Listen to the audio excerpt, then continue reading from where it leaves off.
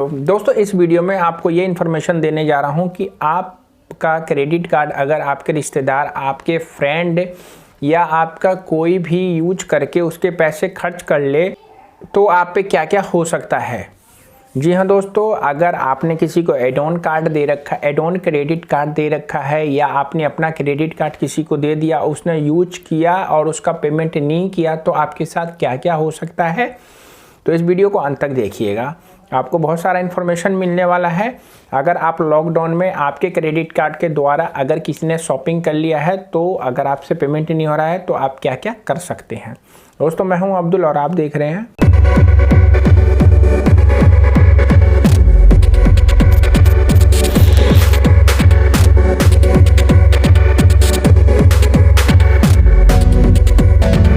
कैसे हैं आप लोग।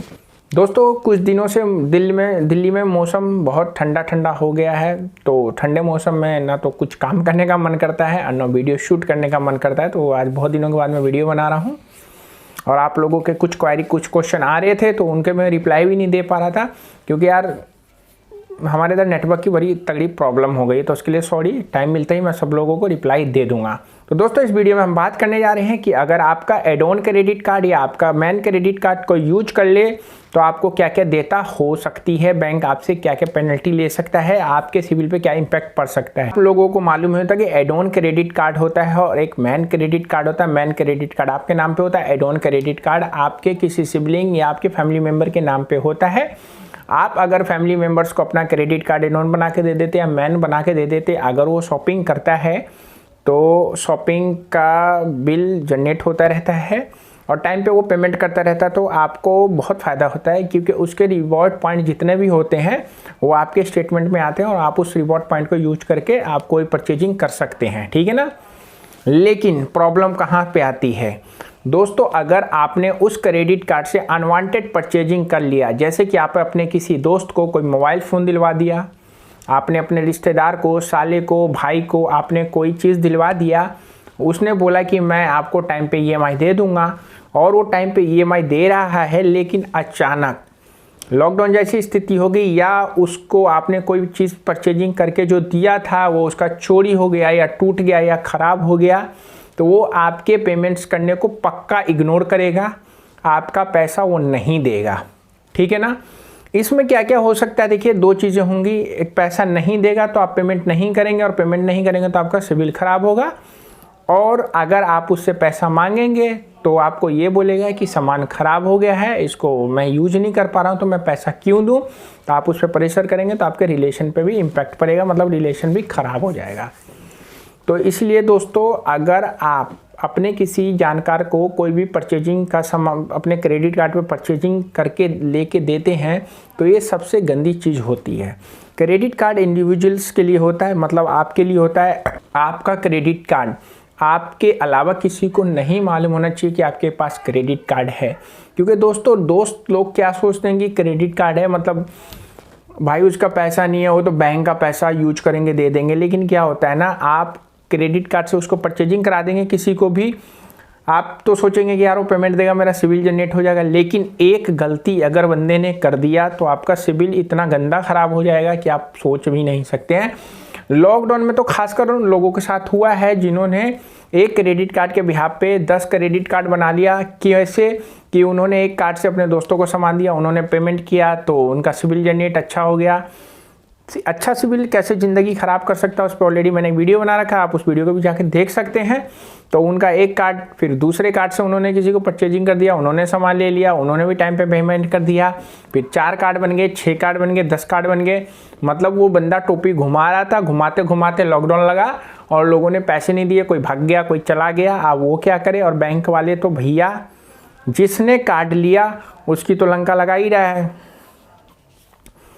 जिसने कार्ड लिया उसकी लंका तो लगा रहा है। तो उसके लिए तो भैया बैंक के नज़र तले तो वही बंदा ही ना देता होगा, देने वाला होगा जिसने क्रेडिट कार्ड अपने नाम पे लिया है, यूज किया है, चाहे उसने परचेजिंग करके अपने पूरे ख़ानदान को, रिश्तेदारों को दे दिया हो, देने वाला वही बंदा होगा जिसके नाम पे क्रेडिट कार्ड है, ठीक है। तो अगर मान लीजिए कोई तो बहुत सारे लोग ऐसे हैं कि जिनकी मतलब मामूली सैलरी थी, उनने कार्ड पे अपना सिविल अच्छा किया और लोगों को सामान दिलवा दिया, लेकिन अब वो फंस गए हैं कि भैया क्या करें क्या ना करें। ऐसा ही एड ऑन क्रेडिट कार्ड, मान लीजिए आपने अपने किसी रिलेशन वाले को बना के दे दिया अपने नाम पे, उन्होंने टाइम पे हर टाइम पेमेंट किया, लेकिन एक टाइम ऐसा है कि वो भी डिफ़ॉल्ट हो गए, तो यहाँ पे भी आपके ही सिविल पे इम्पैक्ट होने वाला है, क्योंकि आपका जो जिसका मेन क्रेडिट कार्ड होता है, उस क्रेडिट कार्ड धारी का ही एड ऑन कार्ड जिसको वो देता है उसका ही सिविल खराब होता है जिसके नाम पे कार्ड होता है, ना कि एड ऑन कार्ड वाले का। ठीक है ना। तो यहाँ पे भी आप बंदा वही फंसेगा जिसके नाम पे वो क्रेडिट कार्ड है। तो इसमें अभी क्या है ना कि जिनके नाम पे बहुत सारे क्रेडिट कार्ड हैं, उन्होंने अपना ये सारी टॉपिक घुमाने के चक्कर में अपने प्रॉब्लम्स को क्रिएट कर लिया है। तो अब उनके पास नोटिफिकेशन आ रहा है कि भैया 2 कोर्ट कचहरी हो जाएगा। तो उनको थोड़ा सा सहूलियत वाली बात ये है कि तो उन लोगों को आप करना क्या भाई, करना यही है कि अगर आपके पास लोगों ने पैसे दे दिए हैं तो आप काट के पैसे भर दीजिए। अगर पैसे का जुगाड़ हो गया है तो, नहीं अगर हो पा रहा है तो आपको सेल्फ EMI कर लेनी चाहिए उन लोगों के दम पे जिनको आपने सामान खरीद के दिया है कि वो आपको पेमेंट दे दें। अगर वो आपको पेमेंट नहीं देंगे तो सेल्फ EMI भी आपके लिए बेकार है। और अगर आपकी इनकम कम है तो फिर आप क्या करेंगे, डिफ़ॉल्ट ही फाइनल आपका स्टेज होगा। लेकिन यहाँ पे RBI की गाइडलाइन थोड़ा आपको सहूलियत ये दे सकती है कि आपका केवल सिविल ही ख़राब कर सकता है, कोई कोर्ट कचहरी का टेंशन लेने वाला बात नहीं है। जैसा कि मैं बार बार आप लोगों को बताता हूँ, RBI की गाइडलाइन क्या है, अगर आपको उसका अगर इसमें फॉर्मेट में अगर उसका नोटिफिकेशन लेना है तो ये जो मेरा व्हाट्सअप नंबर आ रहा है, आप आइए, मैं आपको व्हाट्सअप कर दूंगा। आप पढ़ के थोड़ा सा राहत की सांस ले सकते हैं, क्योंकि अभी आप लोगों के सर पे जो मतलब एग्जीक्यूटिव कॉल कर करके परेशान कर रहे हैं, आप लोगों को मजबूर कर रहे हैं, गाली गलौज कर रहे हैं, तो आप लोगों को थोड़ी सहूलियत मिलेगी कि हाँ भाई मैं ये सब चीज़ों को मैनेज कर सकता हूँ। ठीक है ना, क्योंकि इसमें केवल आपका सिविल ख़राब होगा और कुछ नहीं होगा।